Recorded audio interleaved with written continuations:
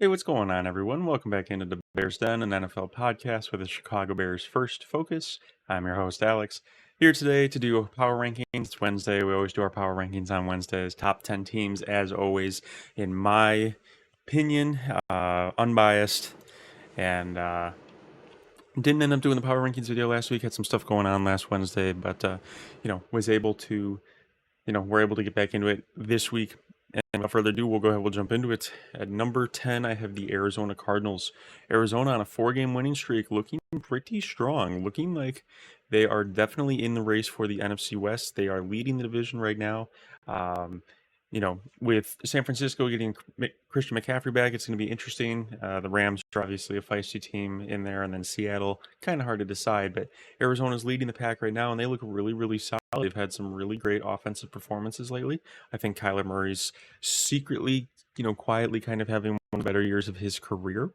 And I just think that, this type of team is dangerous, one with a very shifty, mobile quarterback that can buy time, a team that can kind of get a run game going with the likes of James Conner and DeMarcado, and obviously, with the addition of Marvin Harrison, he's been electric in a lot of the games, and so I think that this is a pretty solid team all around. They don't have a ton of like huge name players, but that doesn't really matter because they're fighting as a team, they're playing as a team, and they're on a 4-game win streak. So Arizona at number 10.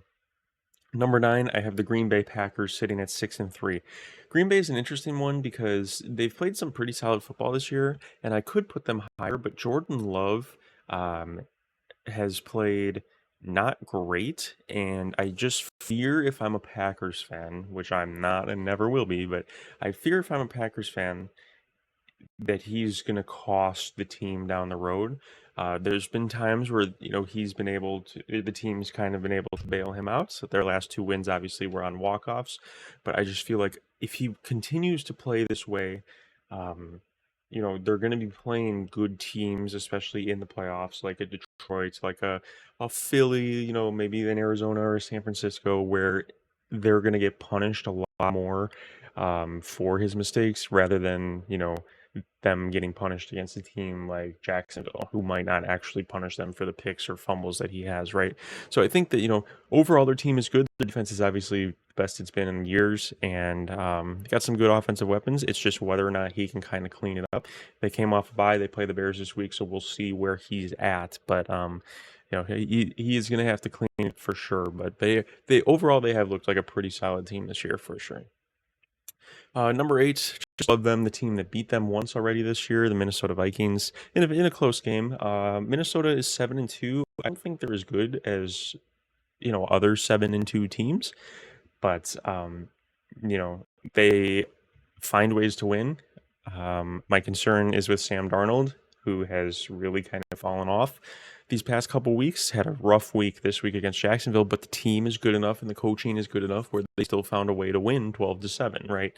So good teams find ways to win, and they find a way to rally even when their quarterback's struggling a bit. And so, I think that Minnesota is one of the weaker 7-2 teams. That's not me being biased at all. I just think over the last couple of weeks, they've really looked like that, but they are still finding ways to win, and that is impressive. So I think if Sam Darnold can kind of return to his early season form, this team can definitely get back to being scary really quick. But we'll just kind of see what kind of path they take the rest of the season. Number 7, I have the Philadelphia Eagles sitting at 7-2 on the season. A very Saquon Barkley-led team. They just, with Jalen Hurts playing cleaned up football these past few weeks, and with all the weapons that they have, not just in the skill positions, but on their offensive line as well. And then they've got some solid defensive pieces and a great defensive coordinator. Philly's always going to be one of those teams that's kind of in the running, as long as Nick Sirianni can kind of not derail the team himself, which sometimes is a challenge for him. But, when they play safe, when Jalen Hurts is able to protect the football and they can play around Saquon Barkley and kind of let him carry the team, they are very dangerous. They are definitely one of the scarier teams in the league, and it's something to make note of for sure. Number 6, just above them, the team that is leading the division. They might not actually be leading the division right now, but Washington sitting at 7-3. I think Washington is a very good team. I predicted them to make the playoffs this year. If you've been watching these years all year, you hear that every single week. But if you're new here, I predicted them to make the playoffs. I really thought that the addition of Dan Quinn and Cliff Kingsbury would be really great for the young players on the team. They got some good veteran leadership in the defense, like Bobby Wagner, and the defense is coming around. They had a close loss this week, but uh, you know they're looking great. Jaden Daniels is obviously playing some great ball. He has cooled off a little bit this season versus where he was, a few weeks ago. But I do think that they are looking really great. They're competing with the best teams in the league, and I think that they are primed to win the division. I think that they kind of control their own destiny. As long as they keep winning, they can win the division. I just, Philly's right on their tail. Obviously, we know the Giants and Dallas are done for the year, so they just need to distance themselves from the Eagles, and they will be fine, and they'll be hosting a playoff game. Number 5, I have the Buffalo Bills. The Buffalo Bills, 8-2, playing great football. Got another big win this week. Josh Allen's playing very, very well. They looked very well coached, which was a concern going into the year, right? People thought, I was one of them, Sean McDermott was going to be on the hot seat. And I think the seat was warm, but the team has been well coached. They're playing smart football. Josh Allen has really not been on his Superman stuff this year. He's been playing a much more kind of relaxed game, and he's not hurting the team as much as he had in years past. So that's something that's really, really, really, really good to see if you're a Bills fan. Obviously, one of the stronger teams in the AFC. Are they going to be able to contend with the Chiefs? Hard to say so far. I think they play each other this week, actually. Let me check really quick. Pretty sure it's Bills Chiefs this week. It is Sunday, so we'll have that question answered by 7 o'clock on Sunday. But one of the stronger teams in the league for sure. And number 4, just above them, I have the Pittsburgh Steelers, who are 7-2. Pittsburgh with Russ. There's a lot of people in the media that owe Russell Wilson an apology. He has come in and they have looked very efficient. The defense is obviously great. They've always been great under Mike Tomlin, and props to Mike Tomlin. This is why he's a Hall of Fame coach. This is why he's a top 2 coach in the league. This guy knows what he's doing. Got a lot of flack for benching Justin Fields. I was against it. I thought that you stick with what's working, but he clearly saw something in Russ and he knew, and so far they are reaping the benefits over there in Pittsburgh, and the team looks great. The team looks bought in. The offensive players look like they're really enjoying playing with Russell Wilson, and the offense just looks a lot more explosive and dynamic. With Justin Fields, it's a very kind of slow burn, run the ball, check down type offense, no real explosive plays.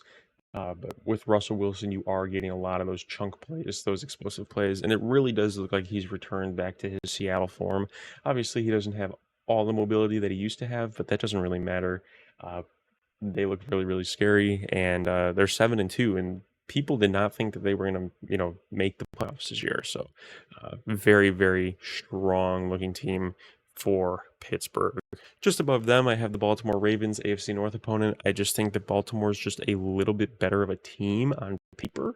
I think that Derrick Henry has been a fantastic addition. There's a lot of people going in thinking that, oh, is he washed? He's old. How much is he really going to impact the Ravens? I mean, there's 2 MVP candidates right now on the Ravens, right? Lamar and Derrick Henry. So clearly it's working out. Defense has been solid. They've had a couple games where they haven't been great. They've kind of given up some big leads and made the games close. But, so that's a little bit of a thing that's concerning going down the road, especially into the playoffs. But the offense has been great. Lamar's playing some of the best football of his career, if not the best. And John Harbaugh is obviously a fantastic coach. So Baltimore 3. And then at number 2, it sits the same as it was a couple weeks ago. Kansas City Chiefs sitting at 9-0, this close to losing their first game of the season against Denver, but good teams find ways to win. Good teams make plays. And when the offense struggled that day, it didn't matter. Special teams came in, answered the call, blocked the game-winning field goal attempt, and they escape and they go to 9-0. And that's what good teams do. They find ways. Playmakers come up, they make plays, they help the team, they lift everyone up, and they're 9-0. One of the worst 9-0 teams of all time, point differential wise. Not winning these games by a ton, but when we look back at teams, it doesn't matter how many points they won the games by. It's whether you won the game or you lost the game. So that's all that matters. They are 9. They have the best record in the league, and that is worth things in sports because they're going to host a playoff game.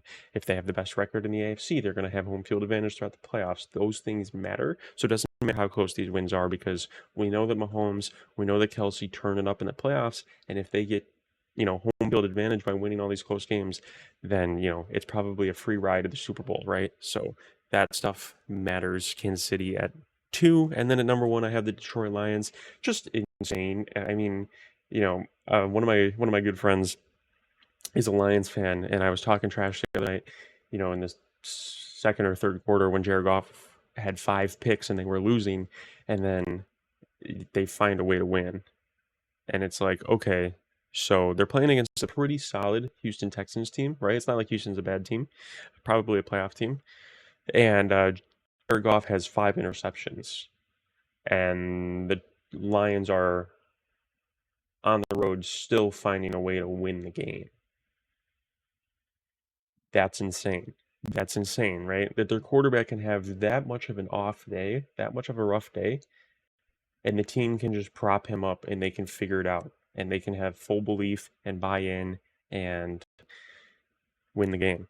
It's a complete 180 of where the Bears are at. The Bears, one bad play and there's poor body language all over the field, and fans are booing and no one cares, right? And in Detroit, quarterback has 5 picks. The guys are bought in. They're giving their all. They're fighting for each other, and they're finding a way to win.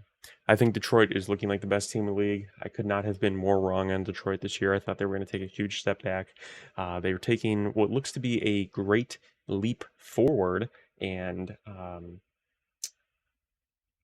they to me are the best team in the league. Point differential wise, I think they're the best team in the league, and they just look dominant. And I'm scared for when the Bears play them because I think that probably going to get whooped. But they look like, to me right now, the Super Bowl favorites, and I feel like they should be for sure. So those power rankings for this week. Once again, going through it 10-1. Arizona, Green Bay, Minnesota, Philly, Washington, Buffalo, Pittsburgh, Baltimore, Kansas City, and Detroit. I appreciate you guys listening. As always, if you're new here, we are really close to 100 subscribers. It would mean the world to me if you hit that subscribe button. Thumbs up, comment down below. Did I get these power rankings right this week? Am I missing a team? Is a team too high? Is a team too low? Let me know down below. And as always, I appreciate you guys listening. Bear down. We will see you tomorrow for the Week 11 game picks video. And have a good one. Peace.